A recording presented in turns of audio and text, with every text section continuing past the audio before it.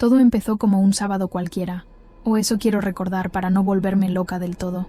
Íbamos al supermercado grande, ese que está a las afueras, porque Miguel había visto unas ofertas de carne y quería hacer una barbacoa. Lucas correteaba por el pasillo de casa, emocionado con la idea de elegir sus galletas favoritas. Recuerdo que discutimos amigablemente sobre si llevar el coche grande o el pequeño. Una tontería, una de esas pequeñas cosas que antes eran la vida misma. ¿Quién iba a decir que unas horas después, la normalidad sería solo un recuerdo borroso y doloroso, casi una burla? El sol brillaba, hacía calor, un día perfecto para que todo se fuera al infierno. Llegamos al estacionamiento y la pesadilla comenzó sin aviso, sin fanfarrias, solo un griterío repentino que nos heló la sangre. La gente corría, tropezaba, y entonces lo vi, un hombre, o algo que parecía un hombre, pálido, con los ojos inyectados, moviéndose de forma errática, gutural. Se abalanzó sobre nosotros antes de que pudiéramos reaccionar. Miguel me empujó a mí y a Lucas detrás de nuestro coche, justo a tiempo. Escuché su grito ahogado, un sonido que jamás olvidaré. El atacante se había lanzado sobre su pierna. Vi cómo sus dientes rasgaban la tela del pantalón, la sangre brotando oscura. Fue tan rápido, tan brutal. Otros hombres, creo que guardias de seguridad, se abalanzaron sobre el agresor. Un ruido sordo y luego silencio de esa dirección. No me detuve a mirar. Miguel estaba en el suelo, sujetándose la pantorrilla, el rostro desencajado por el dolor. La sangre manaba sin control. El pánico me invadió, pero el instinto de supervivencia, o quizás solo el terror puro, me hizo actuar. Lo ayudé a meterse en el coche como pude, mientras Lucas lloraba desconsolado en el asiento trasero. Arranqué, sin rumbo fijo al principio. Solo quería alejarnos de allí. Miguel apenas decía nada, solo gemía, y poco después se desmayó a mi lado. El terror de pensar que moriría allí mismo casi me paraliza. Conduje como una autómata hasta casa. No sé ni cómo llegamos. Subirlo por las escaleras fue una odisea. Él apenas consciente, yo temblando de pies a cabeza. Lo tumbé en nuestra cama. Le quité los restos del pantalón destrozado. La herida era espantosa, profunda, irregular. Busqué el botiquín. Limpié la sangre con manos torpes, intentando desinfectarla con lo poco que teníamos, vendándola con urgencia. Estuvo inconsciente casi 2 horas. 2 horas en las que mi mente no paró de dar vueltas, imaginando lo peor, escuchando a Lucas sollozar en su habitación, preguntando por su papá. Cada minuto fue una tortura. Cuando Miguel finalmente abrió los ojos, sentí un alivio tan inmenso que casi me derrumbo. Pero sus ojos estaban extraños, febriles.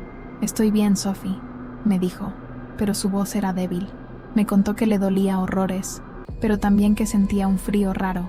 Intenté que bebiera agua. Encendí la televisión buscando noticias, algo que explicara la locura del supermercado. La mayoría de los canales solo tenían estática. En uno, un presentador con cara de pánico hablaba de disturbios en masa, aconsejando a la gente que no saliera de casa. Luego, la señal se cortó. Un mal presagio. Las siguientes horas, creo que fueron la 3ª o 4ª desde el ataque, Miguel empezó a empeorar. La fiebre subía por momentos, y tenía una sed insaciable, pero el agua no parecía calmarla. Se quejaba de una inquietud extraña, como si algo le recorriera el cuerpo. La herida en su pierna, bajo el vendaje improvisado, parecía latir de una forma que me helaba la sangre. Ya no era solo dolor, según decía, era una pulsación constante, como si tuviera vida propia.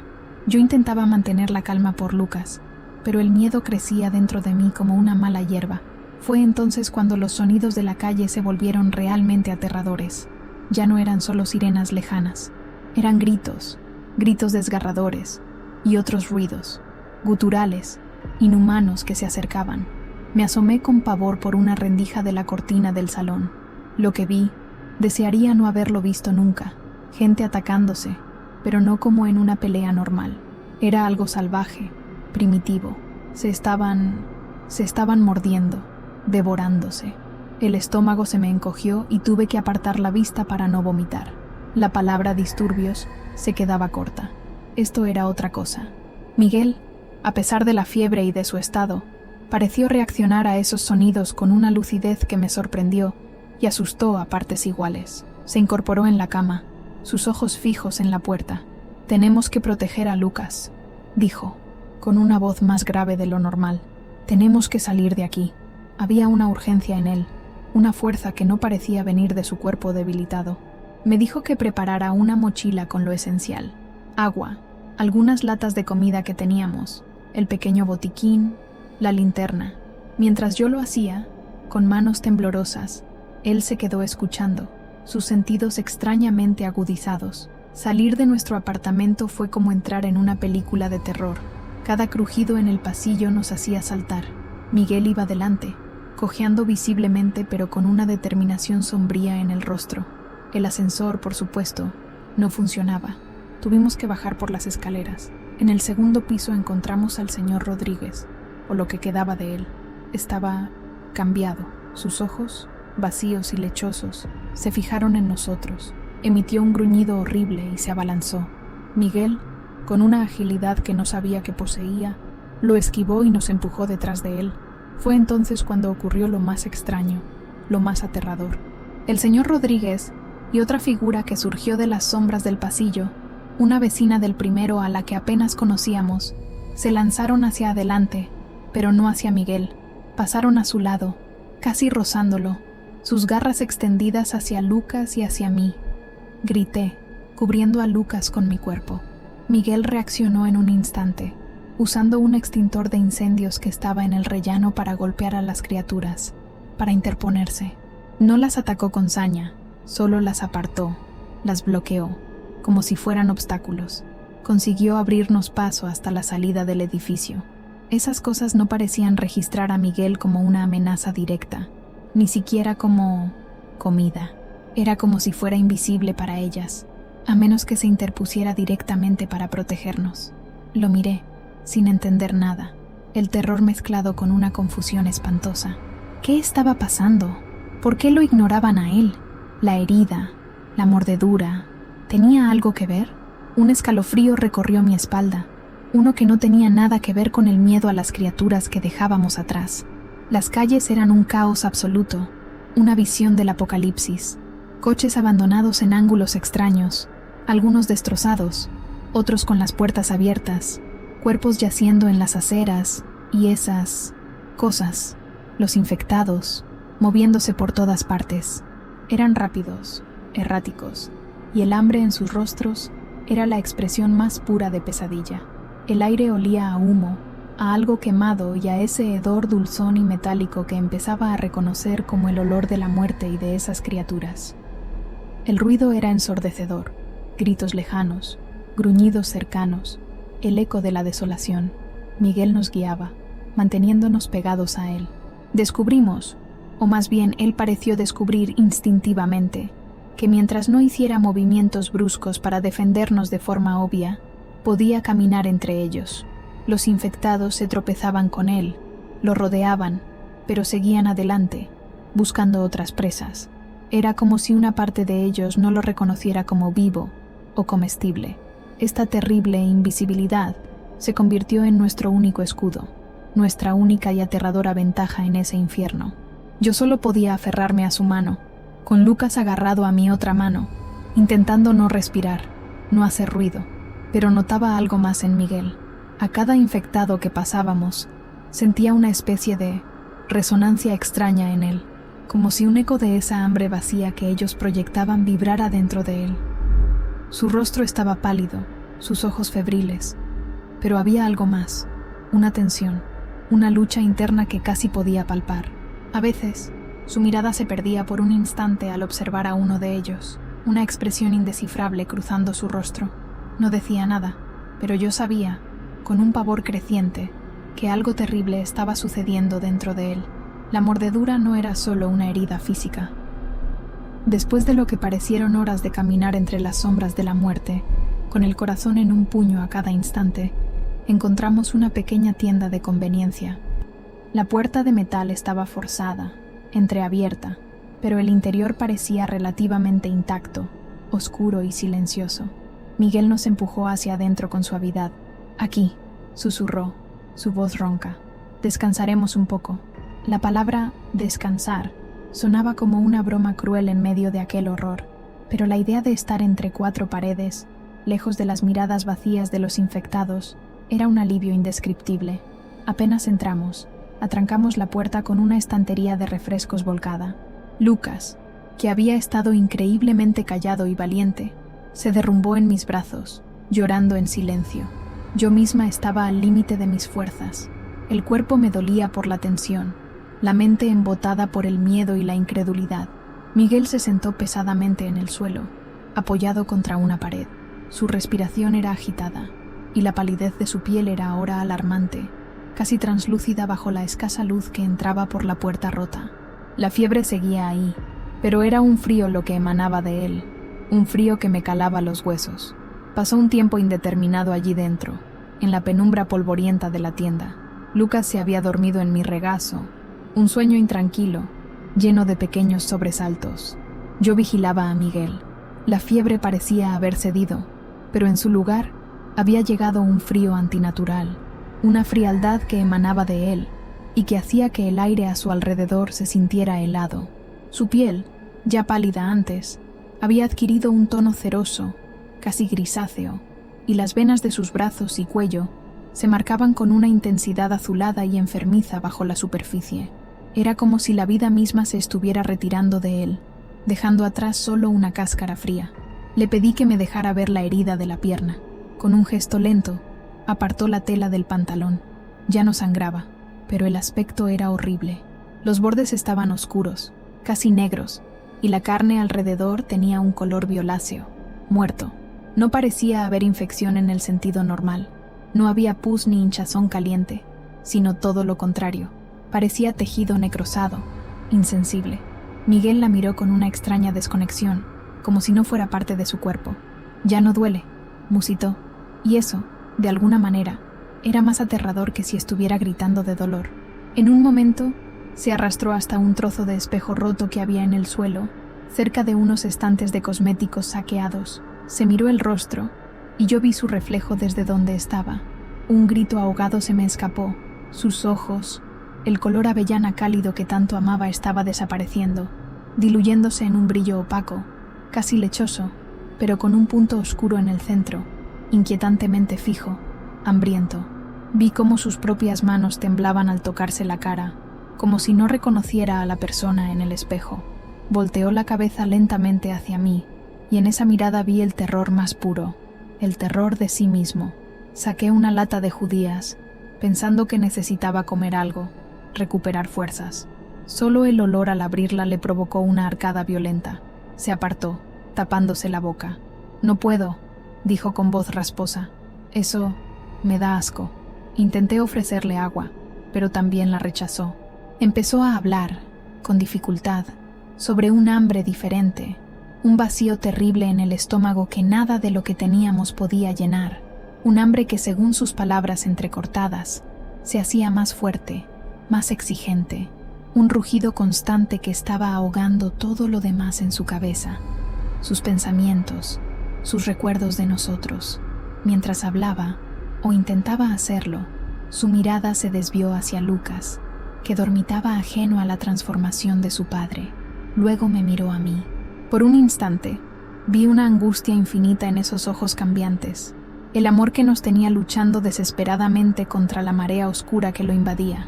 Y entonces, un sonido gutural, un gruñido bajo y animal, brotó de su garganta. No era humano. Él mismo pareció horrorizarse por el sonido, y retrocedió un poco, como si se asustara de lo que estaba surgiendo de su interior. El pequeño Lucas se despertó sobresaltado por el ruido, mirándolo con los ojos muy abiertos. «Miguel, por favor, lucha», le supliqué. Las lágrimas corrían por mi cara sin que pudiera detenerlas. No sabía qué más decir, qué hacer.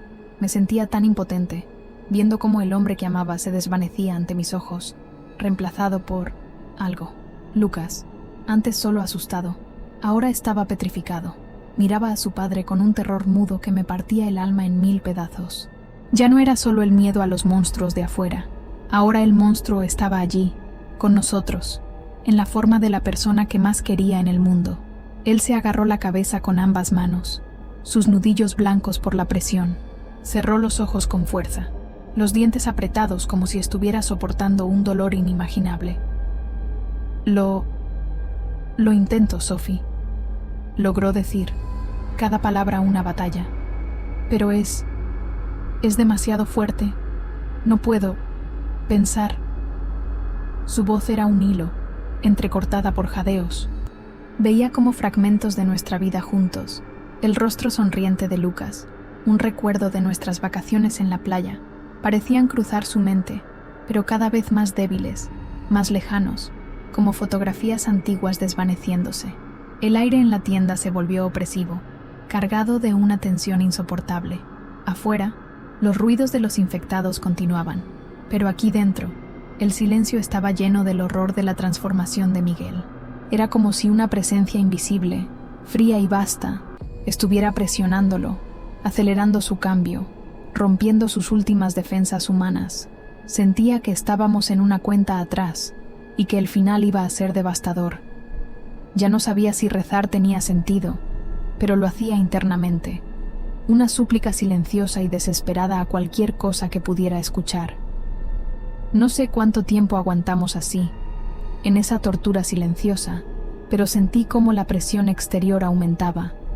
Los golpes contra la puerta de metal se volvieron más frenéticos, más insistentes, como si las criaturas de afuera pudieran oler la desesperación y la transformación que ocurría dentro. Y Miguel, era como si esa misma presión, esa conciencia fría y vasta que lo estaba consumiendo, se hubiera intensificado de golpe, aplastando sus últimas barreras. Lo vi encogerse, como si un peso invisible lo estuviera aplastando contra el suelo. Ya no había lucha en su rostro, solo una especie de terror resignado. De repente, cayó de rodillas, su cuerpo sacudido por violentas convulsiones.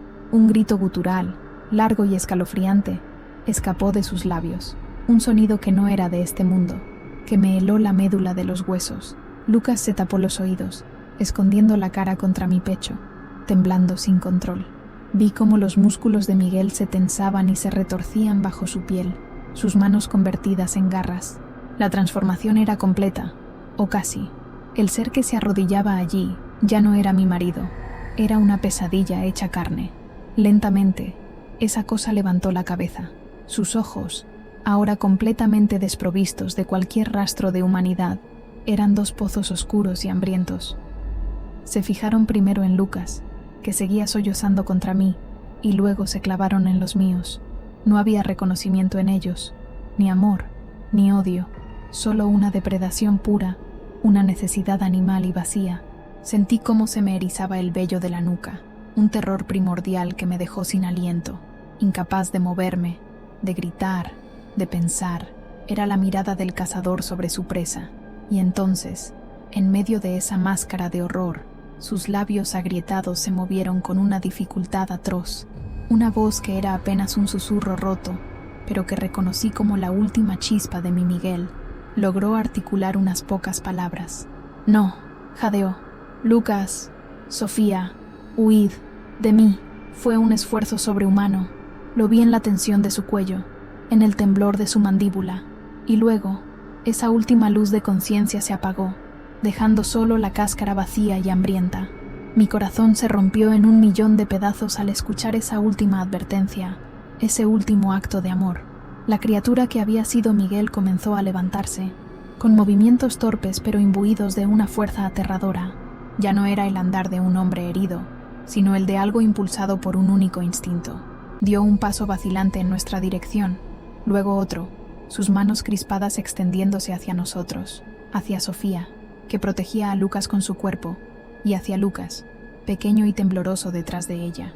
El olor que emanaba de él, un olor agrio y metálico, se hizo más fuerte, nauseabundo. Grité entonces, un sonido agudo de puro terror, empujando a Lucas con más fuerza detrás de mí, intentando interponerme entre él y la amenaza. «Miguel, no», supliqué, aunque sabía que Miguel ya no estaba allí para escucharme. Cerré los ojos por un instante, esperando el impacto, el dolor, el final, la imagen del primer infectado en el supermercado, sus ojos vidriosos, su furia, todo volvía en una espiral de horror. Esto no podía estar pasando, no a nosotros, no así. Pero Lucas, mi pequeño Lucas, mientras la criatura avanzaba hacia mí, él actuó. Quizás fue mi grito, quizás el instinto de proteger a la única familia que le quedaba, o quizás un último eco de la voz de su padre resonando en su mente infantil. No lo sé, pero vi, como en una pesadilla a cámara lenta, cómo se soltaba de mi agarre.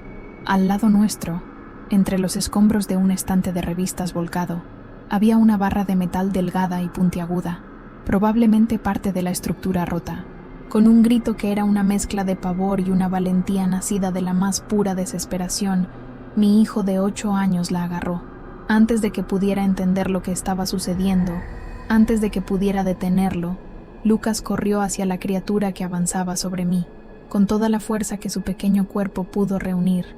Con los ojos cerrados y un alarido escapando de sus labios, hundió la punta afilada de la barra en el costado del pecho del ser que una vez había sido su padre. Hubo un sonido horrible, un gorgoteo ahogado mezclado con un gruñido sordo, y la criatura se detuvo en seco, sus brazos extendidos congelados a medio camino. La criatura se tambaleó hacia atrás, un gesto torpe y descoordinado. La barra de metal seguía clavada en su costado, y un líquido oscuro, casi negro, comenzó a manar alrededor de ella, no como sangre fresca, sino algo más denso, más vil. Emitió un último sonido, un estertor burbujeante que pareció llevarse el poco aire que quedaba en la tienda. Sus brazos cayeron a los lados, inertes. Sus rodillas se doblaron lentamente, como si una fuerza invisible lo estuviera empujando hacia abajo. Y entonces, por un brevísimo, eterno instante, mientras caía, sus ojos se encontraron con los de Lucas. El brillo opaco y hambriento pareció vacilar, titilar, juraría, y que Dios me perdone si me lo imaginé, que vi un destello de algo más allí. ¿Reconocimiento? ¿Confusión? ¿O era una tristeza infinita, una agonía que no era de este mundo, al ver a su pequeño hijo con el arma en la mano, el rostro bañado en lágrimas? No era la mirada de un monstruo, sino la de un alma torturada que encontraba una liberación terrible. Luego, con un ruido sordo y pesado, se desplomó en el suelo polvoriento de la tienda y quedó inmóvil. El silencio que siguió fue ensordecedor, más aterrador que cualquier grito. Miguel, mi Miguel, estaba muerto. Definitivamente muerto. Y la quietud de su cuerpo era la prueba más cruel de que la pesadilla, al menos esa parte, había terminado de la peor manera posible. El hombre que amaba se había ido, y una parte de mí se había ido con él en ese instante. Corrí hacia Lucas, que se había quedado paralizado, con la barra todavía entre sus manos temblorosas, los ojos fijos en el cuerpo de su padre. Lo arrebaté de sus manos, dejándola caer con un ruido metálico que resonó en la quietud. Lo abracé con todas mis fuerzas, atrayéndolo contra mi pecho, sintiendo cómo su pequeño cuerpo se sacudía con sollozos silenciosos y profundos que le desgarraban el alma y la mía. Yo también temblaba, de pies a cabeza, una mezcla de horror, alivio espantoso y un dolor tan agudo que me cegaba. Lucas soltó la barra de metal. El sonido de esta al golpear el suelo de baldosas rotas pareció increíblemente fuerte en el silencio mortal que se había instalado dentro de la tienda. Afuera, los gruñidos y los golpes de los infectados contra la puerta continuaban su cacofonía infernal, un recordatorio brutal de que el peligro no había desaparecido, solo se había transformado. Pero aquí dentro, en nuestro pequeño y frágil refugio, el mundo se había detenido en un instante de violencia y pérdida inconcebibles. La comprensión de lo que acababa de suceder me golpeó con la fuerza de un mazazo. Miguel, mi amor, mi compañero, el padre de mi hijo, había muerto. Y Lucas, mi pequeño y valiente niño, había tenido que matarlo para salvarnos. Su inocencia, su infancia, destrozada en un solo acto de desesperación inimaginable. Estábamos vivos. Sí, pero ¿a qué precio? El peso de esa pregunta era insoportable, una losa sobre mi corazón ya destrozado. Miré a mi hijo, su rostro pálido y manchado de lágrimas, y supe que nada volvería a ser igual. Las primeras 12 horas, 12 malditas horas desde que el mundo empezó a desmoronarse, desde que salimos de casa para una simple compra en el supermercado, habían parecido una eternidad, cada minuto una nueva prueba, un nuevo horror. Ahora, aquí estamos, en el suelo frío de esta tienda de mierda, con el cuerpo de mi marido a pocos metros y el ruido de esas cosas afuera, un coro infernal que no cesa. Lucas está acurrucado a mi lado. Ya no llora, pero tiembla, un temblor continuo que me traspasa el cuerpo. No ha dicho una palabra desde aquello. Sus ojos están abiertos, fijos en algún punto de la pared opuesta, pero sé que no está viendo nada de lo que hay aquí. Está atrapado en ese instante, reviviéndolo una y otra vez. Y yo no sé cómo sacarlo de ahí. No sé cómo sacarnos. Me obligo a no mirar el cuerpo de Miguel, pero es como un imán que atrae mi vista una y otra vez. La barra de metal sigue allí, a su lado, donde Lucas la dejó caer. La mancha oscura en el suelo se ha extendido un poco. No puedo reconciliar la imagen de ese ser inmóvil con el hombre que me hacía reír, que me abrazaba por las noches, que le leía cuentos a Lucas imitando las voces. Es una tortura. Una parte de mí quiere cubrirlo, darle algo de dignidad, pero otra parte, la más aterrorizada, solo ve a la criatura que casi nos mata. Él, ¿y ahora qué? Es un grito silencioso en mi cabeza. No podemos quedarnos aquí. Este lugar es una tumba esperando ser abierta. La comida es escasa, apenas unas latas y bolsas de snacks rancios. El agua embotellada se acabará pronto. Y él, su cuerpo, no sé qué pasará, si atraerá a más de esas cosas, o si se levantará de nuevo. La sola idea me produce arcadas, pero salir afuera es volver a la cacería, a ser la presa. ¿A dónde ir? ¿Cómo? Siento mis hombros hundirse bajo el peso de una responsabilidad que me aplasta. Mis propias manos no dejan de temblar. Siento un frío glacial en la boca del estómago, una náusea persistente que va y viene.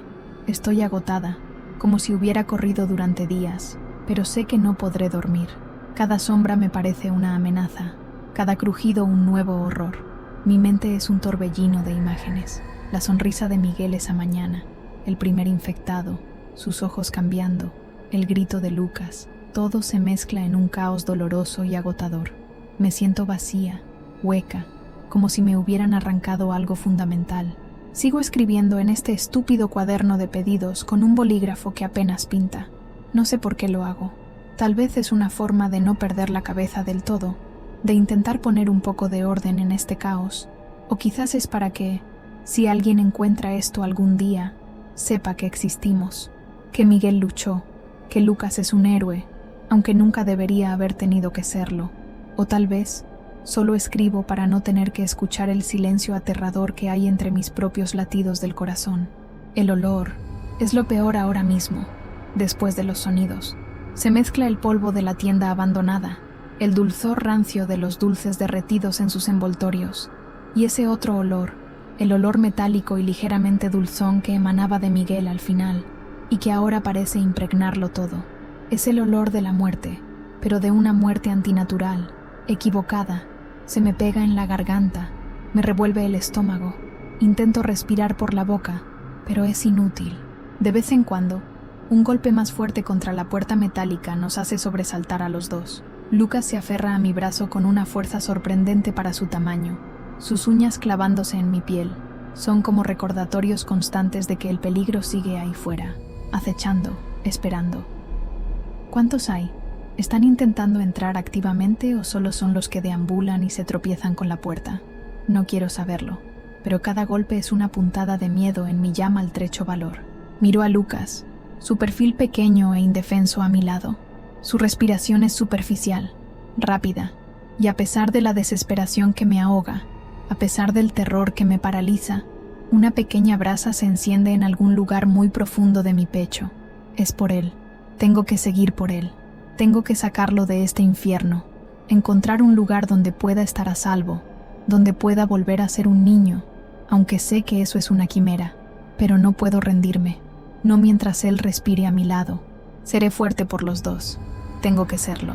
Esa pequeña brasa de determinación, alimentada por la visión de Lucas, lucha por no extinguirse entre las olas de pavor y agotamiento. Sé que cada segundo que pasamos aquí, la probabilidad de que algo peor suceda aumenta. Debo pensar. Debo actuar. Pero mis pensamientos son como melaza espesa, y mi cuerpo se niega a obedecer más allá de los temblores involuntarios. Me obligo a respirar hondo, 1, 2, 3 veces, tratando de anclarme a la realidad, por más espantosa que sea. Por Lucas, siempre por Lucas. El problema más inmediato y desgarrador sigue yaciendo a unos metros. Miguel, su cuerpo, la idea de que pudiera volver a moverse, pero no como él, sino como esas cosas de afuera. Es una espina helada que se me clava en la mente. ¿Cuánto tiempo tarda? ¿Es diferente porque fue mordido y luego...? No lo sé. Nadie nos dio un manual para esto. La sola idea de tener que enfrentarme a eso otra vez, o peor, que Lucas tuviera que verlo. No, tengo que hacer algo al respecto, pero ¿qué? No tengo fuerzas para moverlo, para arrastrarlo afuera, y dejarlo aquí es impensable. Con un esfuerzo supremo me levanto, mis piernas como gelatina. Le digo a Lucas en un susurro que no se mueva, que vuelvo enseguida, aunque dudo que me haya oído realmente. Recorro la pequeña tienda con la mirada, evaluando nuestros escasos recursos. Quedan unas pocas botellas de agua, varias bolsas de patatas fritas aplastadas, algunas chocolatinas rancias y unas cuantas latas más de conservas, la mayoría abolladas. No hay mucho más. El botiquín que traje de casa tiene algunas vendas y antiséptico, pero nada que pueda solucionar esto. Busco algo que pueda servir como arma para mí, además de la barra que usó Lucas. Mis ojos se posan en un abrecartas metálico y puntiagudo bajo el mostrador. No es mucho, pero es algo. Me acerco con cautela a la puerta metálica que atrancamos. Apoyo la oreja, intentando discernir algo más que los gruñidos y los golpes esporádicos. A veces, los sonidos parecen alejarse un poco, como si la horda principal hubiera pasado, dejando solo a los rezagados. Luego, un nuevo coro de gemidos guturales se acerca, y mi corazón vuelve a encogerse. No hay patrón, no hay lógica, solo un flujo y reflujo constante de horror.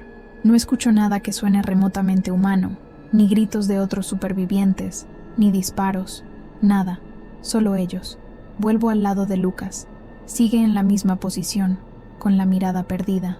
Le acaricio el pelo, le hablo en voz baja, diciéndole que lo quiero, que saldremos de esta, que su papá fue muy valiente. Palabras vacías, quizás, pero necesito decirlas. Necesito que él sienta mi presencia, aunque sea de forma mínima. Sus ojos ni siquiera parpadean. ¿Cuánto daño le ha hecho todo esto? La pregunta me tortura. ¿Volverá a ser el niño alegre que era hace apenas unas horas? La poca luz que se filtraba antes por la ventanuca enrejada del almacén trasero parece haber disminuido aún más, o quizás mis ojos se han acostumbrado a la penumbra. No tengo reloj, el móvil murió hace horas, así que la noción del tiempo es completamente subjetiva. ¿Seguirá siendo la misma noche? ¿O estará a punto de amanecer? Un nuevo día. La idea es casi obscena. ¿Qué horrores nuevos traerá la luz? ¿O la falta de ella si el cielo sigue encapotado como cuando empezó todo esto? Cada vez que un ruido un poco más fuerte proviene del exterior, o incluso un crujido dentro de la propia tienda debido al asentamiento del edificio o a alguna rata curiosa, mi mirada vuela instintivamente hacia el cuerpo de Miguel. El miedo a que se mueva, a que sus ojos se abran de nuevo con esa mirada vacía y hambrienta, es constante. Una corriente subterránea de terror que me mantiene en un estado de alerta agotador. Me encuentro conteniendo la respiración, esperando, temiendo. Es una tortura añadida a la que ya vivimos. Finalmente, tomo una decisión. Una pequeña, casi insignificante, pero es un movimiento. Agarro una de las botellas de agua y con manos temblorosas desenrosco el tapón. «Lucas, cariño», susurro, acercando la botella a sus labios. «Tienes que beber un poco». Al principio no reacciona, pero insisto con suavidad, mojándole un poco los labios. Tras unos segundos, parece tragar por instinto. Un sorbo minúsculo, pero es algo. Luego bebo yo. El agua fresca un alivio momentáneo para mi garganta reseca. Es un pequeño acto de autocuidado, un desafío minúsculo a la desesperación. Ok, aquí están los próximos 8 parágrafos, dando continuidad al diario de Sofía. El agua, aunque poca, parece despejar un mínimo la niebla de mi cerebro. Lucas tragó, sí, pero sigue igual de ausente, con la mirada fija y vacía. Le hablo suavemente. Le digo que tenemos que ser fuertes, que encontraremos una manera. No sé si me escucha, o si las palabras simplemente flotan en el aire denso y viciado de la tienda. El silencio que sigue a mis intentos de comunicación es pesado, lleno de la angustia de lo no dicho, de lo que ya no se puede decir. No puedo evitarlo. Mis ojos vuelven una y otra vez hacia el rincón donde yace Miguel. La idea de que se levante, de que sus ojos se abran con esa mirada de pesadilla, es un terror que me atenaza las entrañas. Sé que no puedo dejarlo ahí, así, no solo por el horror de lo que podría pasar, sino también por él, por el recuerdo del hombre que fue. Necesito cubrirlo, al menos eso, apartarlo de nuestra vista, crear una barrera, por frágil que sea, entre nosotros y eso. Pero el simple pensamiento de acercarme me paraliza. La pregunta de si quedarnos o irnos martillea mi cabeza. Quedarnos aquí es una sentencia de muerte lenta. Los suministros son ridículamente escasos. La puerta no aguantará para siempre. Y está su cuerpo. Irnos significa enfrentarnos de nuevo al infierno de las calles, con Lucas en este estado. ¿Qué es peor? ¿Una trampa mortal conocida o el terror desconocido de afuera? Cada opción parece un camino directo al desastre. Me siento como un animal acorralado, sin ninguna salida buena. Observo a Lucas con atención casi dolorosa. ¿Hay algún cambio en su expresión? ¿Un parpadeo de reconocimiento? Nada. Sigue siendo una pequeña estatua de shock y trauma. No mira hacia donde está su padre, lo cual es un pequeño y terrible alivio, pero tampoco me mira a mí. ¿Está reviviendo el momento una y otra vez? ¿O su mente simplemente se ha desconectado para protegerse? La impotencia que siento es un nudo en mi garganta. Quiero gritar, sacudirlo, traerlo de vuelta, pero sé que eso solo empeoraría las cosas. Con un suspiro tembloroso, me obligo a moverme de nuevo. Empiezo a registrar la tienda de forma más sistemática, buscando algo, cualquier cosa, que pueda ser útil. Detrás del mostrador, encuentro un rollo de bolsas de basura grandes y negras. No es mucho, pero quizás sirvan para cubrirlo. También encuentro una pequeña palanqueta, de esas que usan para abrir cajas. Es más pesada que el abrecartas, más contundente. La tomo, sintiendo su frío metal en mi mano. Un arma improvisada, una herramienta para lo impensable. La luz que se filtra por la ventanuca ha cambiado definitivamente.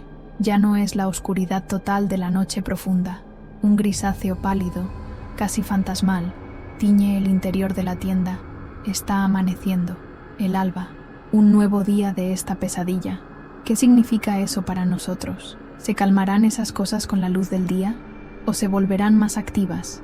Recuerdo vagamente algo que leí o vi en alguna película de terror antigua. Pero esto no es una película. Esto es real. Y no tenemos ni idea de las reglas. Mientras sostengo la palanqueta, un recuerdo vívido de Miguel me golpea con la fuerza de una ola. Fue hace apenas unas semanas, en el cumpleaños de Lucas. Miguel había intentado montar una bicicleta nueva para él, enredándose con las instrucciones, soltando alguna que otra maldición graciosa mientras Lucas reía a carcajadas. Su sonrisa, amplia y genuina, el brillo en sus ojos mientras miraba a nuestro hijo. El contraste con la imagen del ser inmóvil en el suelo es tan brutal, tan insoportable, que las lágrimas vuelven a brotar, calientes y amargas. El amanecer incipiente me obliga a tomar una decisión, por aterradora que sea.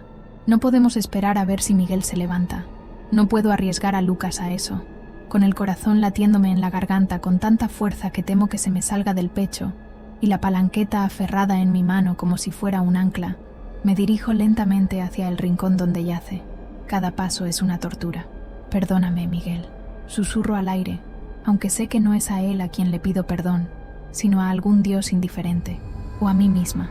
Cada paso hacia él es una agonía. El suelo cruje levemente bajo mis zapatillas gastadas, un sonido que parece amplificado 1000 veces en el silencio tenso. La palanqueta se siente pesada y fría en mi mano, un ancla miserable en este mar de horror. Siento el sudor frío en mi nuca, la respiración atascada en mi pecho. Parte de mí quiere dar la vuelta, acurrucarse junto a Lucas y no moverse nunca más, pero la imagen de sus ojos, de la posibilidad de que esa cosa se mueva, me impulsa hacia adelante, un paso tembloroso tras otro. Cuando llego a su lado, el olor es más fuerte, más penetrante. Me obligo a mirar. Su rostro está pálido, casi a su lado bajo la incipiente luz del amanecer, los labios ligeramente entreabiertos, revelando unos dientes que ya no parecen los suyos. La herida en su pecho, donde Lucas lo alcanzó, es una mancha oscura y fea sobre la tela de su camisa. Sus manos, antes tan cálidas y fuertes, ahora están rígidas, con los dedos ligeramente encorvados. No hay paz en su expresión, solo el vacío dejado por la lucha y la transformación. Saco con manos torpes las bolsas de basura negras que encontré. El plástico hace un ruido siseante al desplegarlo, un sonido profano en la quietud. Me arrodillo con dificultad, evitando mirar su rostro directamente mientras extiendo la primera bolsa sobre sus piernas, luego otra sobre su torso. Mis manos tiemblan tanto que apenas puedo controlar mis movimientos. Es un acto mecánico, desesperado. No hay dignidad en esto, solo la necesidad cruda de ocultar el horror, de protegernos de él, incluso en la muerte. Antes de cubrirle la cara, me detengo un instante, una última mirada. Intento buscar un rastro del Miguel que conocí, del hombre que amé con todo mi ser. Quizás una sombra de sus facciones, la curva de su frente, pero solo veo la cáscara vacía que dejó la pesadilla. Descansa, mi amor, susurro, las palabras ahogadas por un sollozo que no puedo reprimir. Por fin descansa. Y entonces, con un movimiento rápido, cubro su rostro con la última bolsa negra, sellando la oscuridad sobre él. Me aparto de un salto, como si el suelo bajo mis pies quemara. El aire entra en mis pulmones en grandes bocanadas temblorosas. Siento náuseas, una oleada de mareo que me obliga a apoyarme en una estantería cercana para no caer. Hecho, lo he hecho. He cubierto a mi marido con bolsas de basura como si fuera un desperdicio. La enormidad de ese acto, su crudeza, me golpea con toda su fuerza. No hay alivio, solo un vacío más profundo, más frío. Miro hacia Lucas. No se ha movido. Sus ojos siguen fijos en la pared, pero no sé si ha sido consciente de lo que acabo de hacer. ¿Vio algo? ¿Entendió? Su silencio es una barrera impenetrable. Quizás es mejor así. Quizás su mente lo está protegiendo de este último horror. Pero el miedo por su estado, por el trauma que se ha instalado en lo más profundo de su ser, es un dolor constante, una espina que se añade a mi propia agonía. La luz grisácea del amanecer ahora inunda la tienda con más claridad, revelando cada detalle sórdido de nuestro refugio improvisado. El polvo acumulado en los estantes, los envoltorios vacíos esparcidos por el suelo, las manchas oscuras que prefiero no identificar. La tienda, que en la oscuridad parecía un escondite, ahora se muestra como lo que es, una trampa sucia y precaria. La luz no trae esperanza, solo una visión más cruda de nuestra desesperada situación. Con el cuerpo de Miguel ahora oculto bajo el plástico negro, la amenaza visual inmediata ha disminuido, pero no el peligro. La pregunta de qué hacer a continuación vuelve con urgencia. ¿Aprovechamos la luz del día para intentar una huida? ¿Pero hacia dónde? ¿O intentamos asegurar mejor este lugar, buscar más provisiones, si es que queda algo útil, y esperar? La incertidumbre es un enemigo más, invisible pero igual de letal que esas criaturas de afuera. La luz del día, aunque pálida y filtrada, me da un poco más de visibilidad para observar el exterior. Me acerco con sumo cuidado a la puerta principal, que tiene un pequeño cristal reforzado con alambre, sucio y resquebrajado, pero que permite una visión limitada de la calle. Lo que veo no alivia mis temores. Sigue habiendo de esas cosas, deambulando, quizás en menor número que durante la noche, o tal vez solo están más dispersos. Se mueven con la misma torpeza errática, sus cabezas girando bruscamente ante cualquier sonido. No veo a nadie más, ni un alma viva, solo ellos y la desolación. Vuelvo junto a Lucas. Saco una de las chocolatinas rancias que encontré, una que parece menos aplastada. Lucas, mi amor, tienes que comer algo, le digo, intentando que mi voz suene calmada, aunque por dentro estoy gritando. Le acerco un trocito a los labios. Él no reacciona. Sus ojos siguen fijos en ese punto invisible. Insisto con suavidad, rozando su boca con el chocolate. Después de varios intentos, sus labios se entreabren mínimamente y toma el trozo, pero no lo mastica. Simplemente lo sostiene en la boca. Es un progreso minúsculo, doloroso, pero es algo. Con la luz del día, la verdadera miseria de nuestros suministros se hace patente. Las pocas latas están abolladas, y una de ellas, al moverla, suena como si el contenido estuviera estropeado. El agua embotellada se reducirá a nada si no la racionamos con extremo cuidado. El hambre empieza a roerme las entrañas de verdad, un dolor agudo y constante que se suma a la sed y al agotamiento. ¿Cuánto tiempo podremos sobrevivir así, incluso si los monstruos no nos alcanzan? La forma cubierta con bolsas negras en el rincón sigue siendo una presencia opresiva.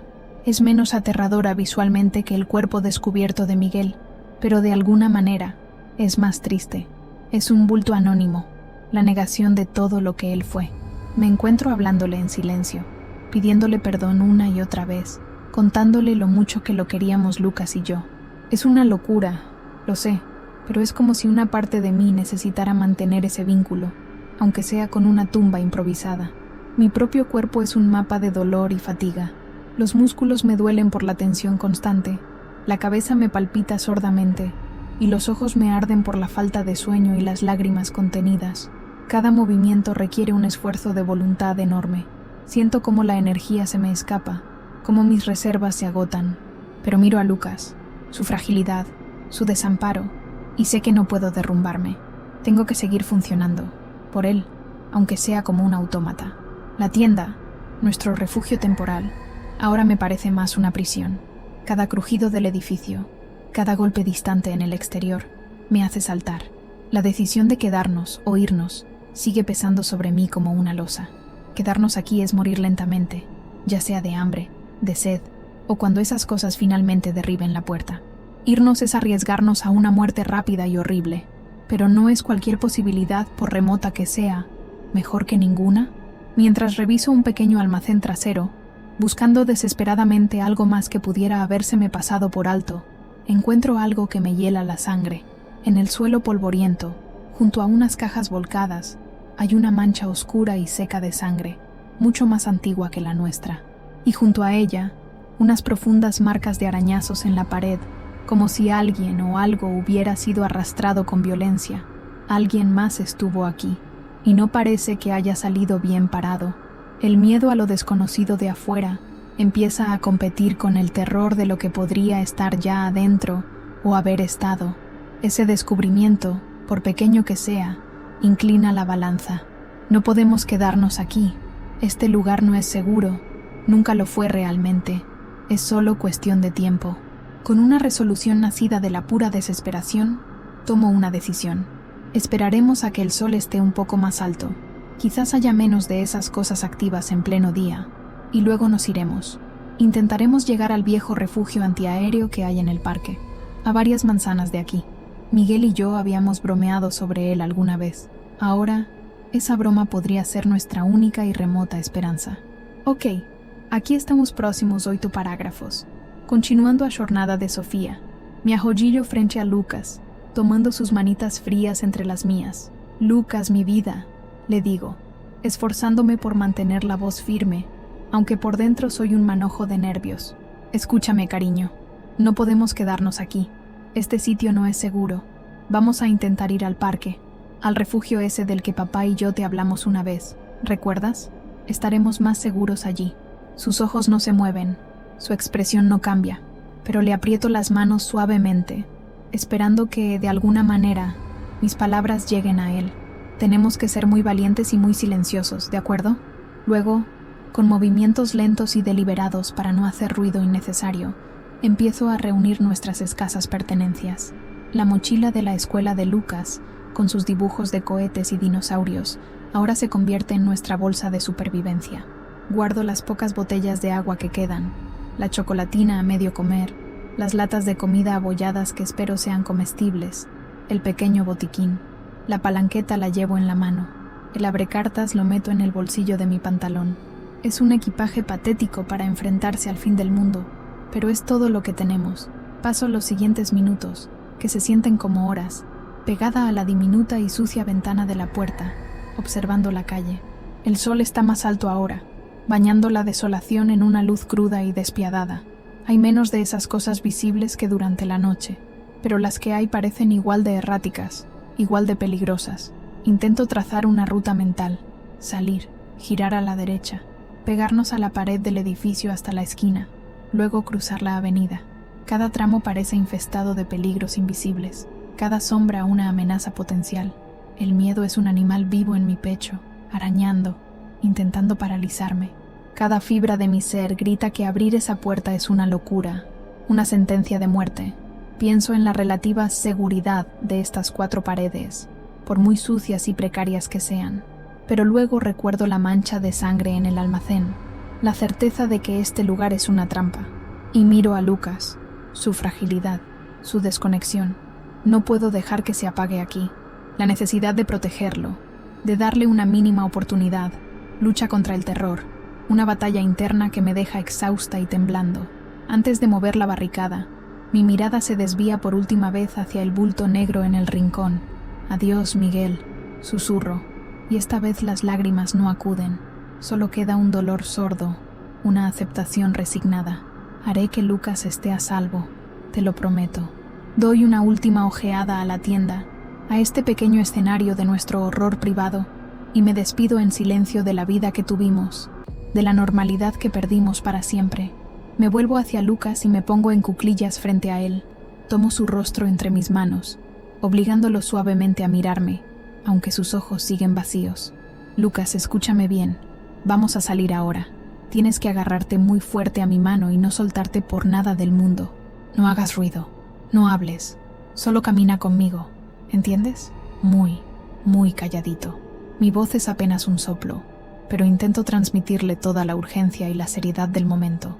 Él parpadea lentamente, una única vez. No sé si es una señal de comprensión o solo un reflejo. Con el corazón golpeándome las costillas como un tambor desbocado, me acerco a la puerta. La estantería de refrescos que usamos como barricada pesa 1 tonelada, o eso me parece. Empujo con todas mis fuerzas, el metal oxidado chirriando lastimosamente contra el suelo. El sonido me parece atronador en la quietud tensa, y rezo para que no haya alertado a nada ni a nadie afuera. Finalmente, la aparto lo suficiente como para poder abrir la puerta. Mi mano tiembla sobre el pomo. Es el punto de no retorno. Tomo una respiración profunda, que se atasca en mi garganta, y giro el pomo lentamente. Abro la puerta solo una rendija al principio. El aire del exterior me golpea, cargado con el olor a podredumbre, a humo y a algo más, algo dulzón y nauseabundo que es el olor característico de esas criaturas. Los sonidos de la calle, antes amortiguados, ahora son nítidos y cercanos. Un gruñido gutural no muy lejos, el arrastrar de pies sobre el asfalto, un gemido lastimero, con Lucas agarrado a mi mano como si su vida dependiera de ello, lo cual es literalmente cierto. Doy el primer paso aterrador hacia el exterior. El mundo exterior es un golpe brutal a los sentidos. El hedor es insoportable, una mezcla nauseabunda de basura podrida, fluidos corporales y ese dulzor metálico de los infectados que se me pega al fondo de la garganta. La luz del sol, aunque bienvenida después de la penumbra de la tienda, parece demasiado brillante, exponiéndonos cruelmente. Mis ojos tardan en acostumbrarse, escrutando cada sombra, cada vehículo abandonado, cada portal oscuro con un terror renovado. Nos sentimos increíblemente pequeños y vulnerables. Comenzamos a movernos, pegadas como lapas a la pared del edificio. Cada paso es una agonía de lentitud y cautela. El suelo está cubierto de cristales rotos, papeles y una suciedad indescriptible que cruje bajo nuestros pies por mucho cuidado que pongamos. Cada sonido que hacemos me parece un trueno en el silencio opresivo, un faro que podría atraer la atención no deseada. Siento la palanqueta fría y sudorosa en mi mano, mi única y patética defensa contra este nuevo mundo. Lucas sigue aferrado a mi mano con una fuerza que me sorprende en su pequeño cuerpo.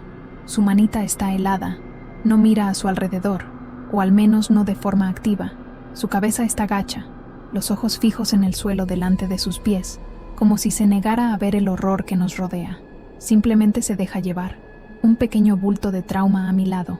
Su silencio aquí fuera, en medio de los ruidos guturales que flotan en el aire, es aún más aterrador que dentro de la tienda.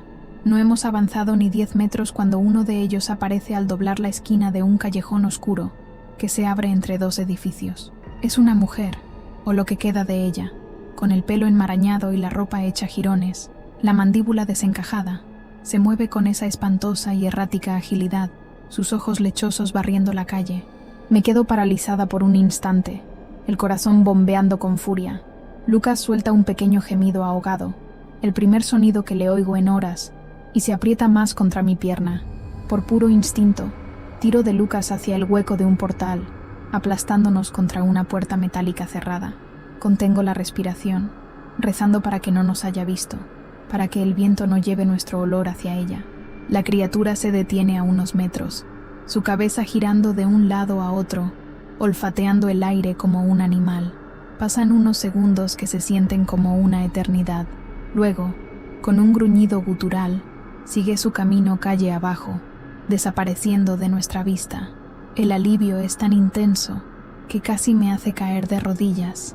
Cuando me atrevo a asomarme de nuevo, la calle parece momentáneamente despejada en nuestra dirección inmediata. Retomamos la marcha, si es que se puede llamar así a nuestro avance tembloroso y aterrorizado. Ahora veo con más claridad la devastación. Los escaparates de las tiendas están reventados, el interior saqueado y revuelto. Hay coches abandonados en mitad de la calzada, algunos con las puertas abiertas de forma extraña, otros calcinados. En una pared, alguien ha pintado con spray rojo una única palabra: muerte. Mi mente es un torbellino de cálculos de riesgo y rutas de escape. Cada coche aparcado es un posible escondite para ellos. Cada esquina una nueva emboscada potencial. Reviso constantemente nuestras espaldas. Agudizo el oído ante el menor ruido. La palanqueta se ha convertido en una extensión de mi brazo, aunque sé que contra más de uno de esos seres no serviría de mucho. Mi única esperanza real es pasar desapercibida, que Lucas siga en silencio, que la suerte, si es que existe tal cosa en este infierno, esté de nuestro lado. Finalmente, después de lo que parece una vida entera de terror contenido, llegamos a la primera esquina de nuestra ruta planificada. La avenida principal se extiende ante nosotros, ancha y desolada. Es un espacio abierto, demasiado expuesto, pero tenemos que cruzarla para seguir hacia el parque. Me detengo un instante, oculta tras el borde del edificio, intentando recuperar el aliento, el corazón desbocado. Asomo la cabeza con infinita precaución, mis ojos barriendo la avenida en ambas direcciones. La visión es desoladora, más de esas cosas, dispersas, algunas solas, otras en pequeños grupos errantes. La avenida es un panorama de desolación y peligro. Hay al menos una docena de esas criaturas a la vista, algunas deambulando sin rumbo fijo por la calzada, otras agrupadas de forma inquietante cerca de coches destrozados, como si estuvieran esperando algo. No hay una ruta clara para cruzar sin ser vista. El espacio abierto es una trampa mortal, y la distancia hasta los edificios del otro lado me parece 1 kilómetro. Siento cómo el pánico amenaza con ahogarme de nuevo, pero la imagen de Lucas, su manita aferrada a la mía, me ancla a la necesidad de seguir.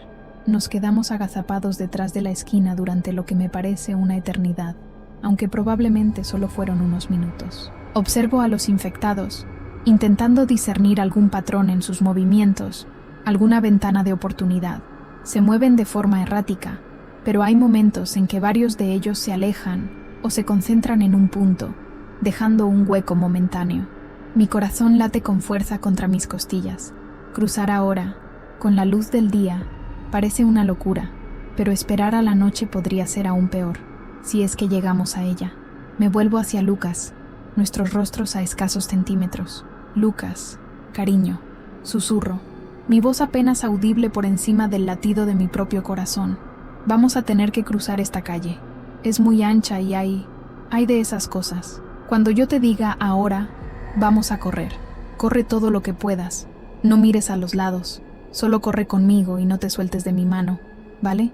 Y en silencio, mi amor, el mayor silencio posible. Él solo me mira con esos ojos grandes y vacíos, pero aprieta mi mano con más fuerza. Lo tomo como una señal. Espero unos segundos más, buscando ese instante, esa mínima brecha en la vigilancia de los muertos. Un grupo de 3 infectados se aleja un poco hacia la izquierda, siguiendo algún sonido o movimiento que no logro percibir. Otro, solitario, se queda inmóvil cerca de un autobús volcado. Ahora o nunca, pienso con desesperación. Ahora, Lucas, le grito en un susurro urgente, y tiro de él, saliendo de nuestro precario escondite hacia la inmensidad aterradora de la avenida. Corremos. Corremos como si el mismo diablo nos pisara los talones. Mis pulmones queman, mis piernas protestan, pero sigo adelante, arrastrando a Lucas conmigo. El asfalto bajo nuestros pies parece una extensión infinita. El sonido de nuestras pisadas, aunque intentamos ser ligeros, resuena en mis oídos como disparos. No me atrevo a mirar a los lados, solo al frente, a los edificios del otro lado que parecen no acercarse nunca. Siento el terror como un nudo frío en el estómago, la certeza de que en cualquier momento uno de ellos nos verá, nos oirá. A mitad de camino, el horror se materializa. Uno de los infectados, uno que estaba más cerca de lo que había calculado, gira su cabeza de forma brusca hacia nosotros. Su gruñido gutural resuena claramente, incluso por encima de mi propia respiración jadeante. Comienza a moverse en nuestra dirección, con esa torpeza rápida y decidida que tanto me aterroriza. Grito por dentro, tirando de Lucas con más fuerza si cabe, desviándonos ligeramente para intentar usar un coche destrozado como una barrera visual momentánea. «Más rápido, Lucas, por favor», jadeo. Alcanzamos el otro lado de la avenida por puro milagro y adrenalina. Me lanzo con Lucas hacia el primer hueco que veo, un estrecho pasadizo entre dos edificios comerciales con los escaparates rotos. Nos derrumbamos contra la pared, jadeando, tosiendo, intentando recuperar el aliento. Mis piernas tiemblan tanto que apenas me sostienen. El corazón me va a 1000 por hora. Por un instante, solo puedo oír mi propia sangre latiendo en mis oídos y el sonido de Lucas intentando respirar a mi lado. Cuando logro controlar un poco mi respiración, lo primero que hago es revisar a Lucas. Está pálido como un fantasma, sus ojos cerrados con fuerza, pero sigue agarrado a mi mano. No parece herido, solo aterrorizado y exhausto. Lo abrazo con fuerza por un segundo, un gesto tanto para él como para mí. Luego, con la misma cautela de antes, me asomo desde nuestro nuevo escondite. Hemos cruzado la avenida, sí, pero el parque todavía está a varias manzanas de distancia, y cada calle, cada esquina, es un nuevo campo minado. La breve sensación de alivio se evapora como el humo. Nos permitimos apenas 1 minuto, quizás 2, para recuperar um pouco o fôlego naquele corredor estreito e fétido. Compartilhamos pequeno gole de água, o líquido morno e com gosto de plástico deslizando por nossas gargantas secas. Lucas bebe com os olhos ainda fechados, como se até mesmo esse pequeno ato fosse esforço monumental. Sei que não podemos ficar aqui. Cada pausa é risco, uma oportunidade para que essas coisas nos encontrem. A urgência de seguir em frente é uma brasa ardente em meus pés. Com infinita cautela, me inclino para espiar a rua seguinte. É mais estreita que a avenida, ladeada por edifícios altos de apartamentos e escritórios que projetam sombras longas e inquietantes, mesmo com o sol da manhã. As lojas do térreo estão todas com as vitrines estilhaçadas, o interior revolvido e escuro. Parece haver mais lugares onde os infectados podem se esconder. E os sons, os gemidos e o arrastar de pés parecem ecoar de forma mais sinistra entre as paredes próximas. Sinto um arrepio percorrer minha espinha. Lucas está claramente no limite de suas forças. Suas perninhas tremem visivelmente, e quando tento animá-lo para seguirmos, ele tropeça e quase cai. Só um pouco mais, meu amor, sussurro, minha voz rouca e tensa. O parque não está longe agora. Lembra dos balanços? Poderemos descansar lá. Minto, claro. Não sei quão longe está o parque, nem se os balanços ainda existem, muito menos se será um lugar seguro. Mas preciso dar-lhe algo em que se agarrar, por mais frágil que seja. Tomando uma respiração profunda que não me acalma em nada, saímos do corredor para a nova rua. Avançamos devagar, usando cada carro abandonado, cada lixeira tombada, como cobertura temporária. O silêncio entre os nossos passos é preenchido pelos sons distantes e próximos daquelas criaturas. Cada porta escura, cada janela quebrada, é um buraco negro de perigo potencial. Minha cabeça gira, tentando antecipar ameaças de todas as direções, enquanto seguro a mão de Lucas com uma força que beira o doloroso. Ao chegarmos a uma bifurcação, o horror nos atinge em cheio. A rua que leva mais diretamente ao parque está completamente bloqueada. Uma pilha de carros e um ônibus atravessado formam uma barricada intransponível. E sobre ela, e ao redor dela, há um enxame daquelas coisas. Dezenas delas, movendo-se lentamente, algumas presas nos destroços, outras escalando por cima. Não há como passar por ali. Um gemido de desespero escapa dos meus lábios antes que eu possa contê-lo. Retroceder não é uma opção. Avançar por ali é suicídio. Somos forçados a tomar a rua alternativa, Uma viela ainda mais estreita e escura que serpenteia entre as traseiras dos edifícios. O cheiro aqui é ainda pior, uma mistura de lixo acumulado e o odor pútrido dos infectados. O chão está coberto de detritos e sacos de lixo rasgados, dificultando cada passo silencioso. É claustrofóbico, e a sensação de estar presa, de que algo pode saltar sobre nós a qualquer momento de uma dessas portas de serviço enferrujadas, é quase insuportável. A fadiga me consome. Meus braços e pernas pesam como chumbo. Cada movimento é um esforço hercúleo. A falta de sono, de comida e de água decente está cobrando seu preço. A esperança que sentia ao decidir pelo abrigo do parque agora parece uma piada cruel, uma luzinha distante que se apaga a cada passo doloroso. Começo a duvidar. Duvido de que possamos chegar. Duvido de que o abrigo exista ou seja seguro. Duvido de que eu tenha forças para continuar. Nesta viela sombria, encontramos mais uma prova da crueldade deste novo mundo. Caído junto a um container de lixo transbordando, jaz o corpo de um homem, ou o que resta dele. Está horrivelmente mutilado, claramente vítima de um ataque recente. Os restos de uma mochila estão espalhados ao seu redor, como se ele também estivesse tentando fugir, buscando sobreviver. A visão me revira o estômago e reacende o terror em meu peito. Esta poderia ser a nossa sorte. Este poderia ser o destino de Lucas e o meu. Afasto Lucas bruscamente da visão macabra, meu estômago revirando violentamente. Não olhe, meu amor. Não olhe. Consigo balbuciar, puxando-o para mais perto de mim enquanto apressamos o passo, o coração martelando contra minhas costelas. A imagem do corpo mutilado se queima em minha retina, um testemunho brutal da selvageria que agora governa o mundo. Se antes uma pequena brasa de esperança lutava por sobreviver em mim, esta visão quase a extinguiu por completo. O cheiro da morte fresca é enjoativo, e luto para não vomitar ali mesmo. A viela parece não ter fim, um túnel de concreto e sujeira que nos engole mais e mais a cada passo. As paredes altas dos edifícios nos flanqueiam, bloqueando a maior parte da luz do sol e criando uma penumbra opressiva. Cada porta de metal enferrujada, cada janela entaipada no alto, parece um olho vazio nos observando, ou um ninho de horrores esperando para saltar. O silêncio aqui é diferente, mais denso, quebrado apenas pelo gotejar de alguma tubulação rompida e o eco distante dos gemidos da cidade. A mão de Lucas na minha está gelada e úmida de suor. Ele tropeça com mais frequência agora, seus pequenos pés arrastando-se sobre os detritos. Não sei se ele viu o corpo do homem, ou se apenas sentiu a onda de terror que emanou de mim.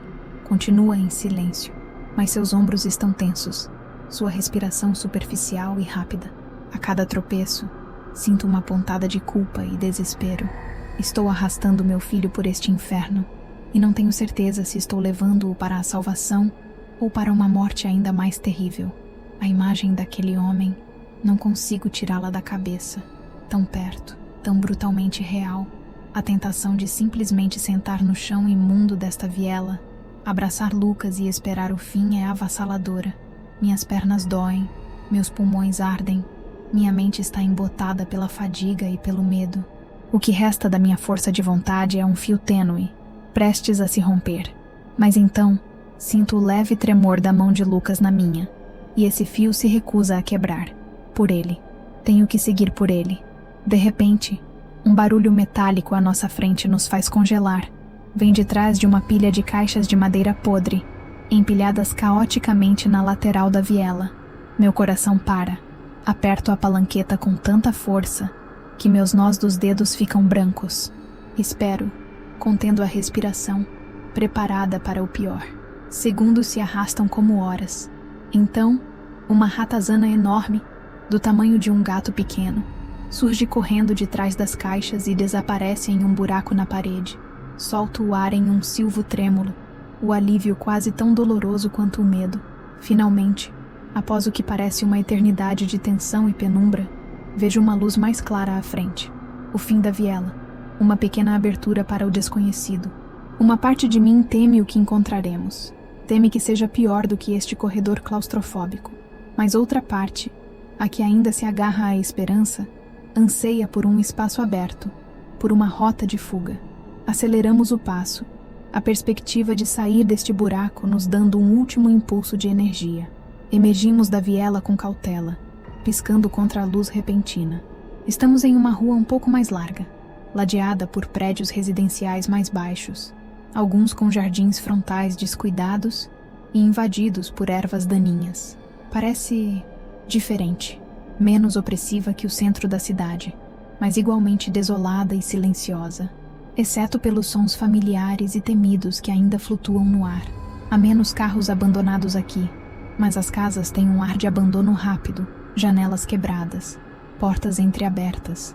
E então, ao olhar para o final desta rua, por entre os telhados de duas casas, vejo algo que faz meu coração dar um salto, uma mancha verde escura. Árvores, altas, densas. Poderia ser? Poderia ser a borda do parque? Está a uma distância considerável, talvez uns 300 ou 400 metros, mas está ali. Uma visão real, não uma miragem da minha mente desesperada. Uma onda de adrenalina e uma esperança frágil, quase dolorosa em sua intensidade, me invade. Talvez, só talvez, haja uma chance.